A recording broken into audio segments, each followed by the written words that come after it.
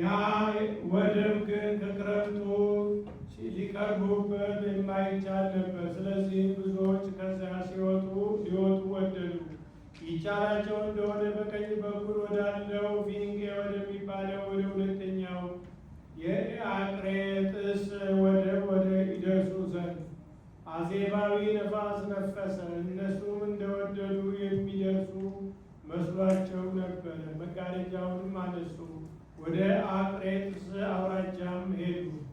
ከጥቂት ጊዜ በኋላም ጠፍንቄስ ወይም አውራቂስ የሚሉ ጽኑ አውሎ ነፋስ መጣ። ይህችውም ነፋስ ሰርቢባ ትባላለች። መርከባችን ተነስታ ወደቀች።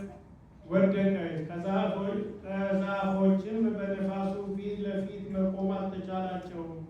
ተዋት፣ ብቻዋንም ሄደች።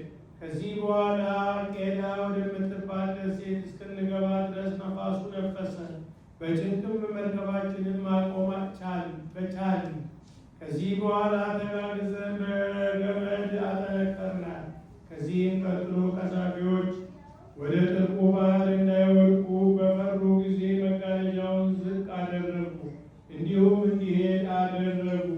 በማግስቱም በማዕበል ሞገድ ጸናብን፣ ልብሳችንም ወደ ባህር ጣልን። በሦስተኛውም ቀን በመርከቡ ያለውን ሁሉ በእጃችን እያነሳን ከባህር ላይ ጣልን። ከብዙ ቀንም ፀሐይ፣ ጨረቃ፣ ከዋክብትን ሳናይ ዝናብ ይዘንብብን ነበር። ለመዳንም ተስፋ ቆርጠን ነበረ። መብል የበላ የለም።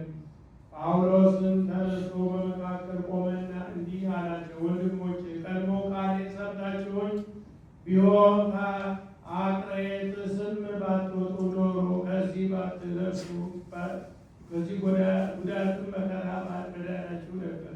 አሁንም ልንገራችሁ፣ መርከባችሁን እንጂ በመካከላቸው አንድ ሰው እንኳን የሚጠፋ የለምና አትፍሩ።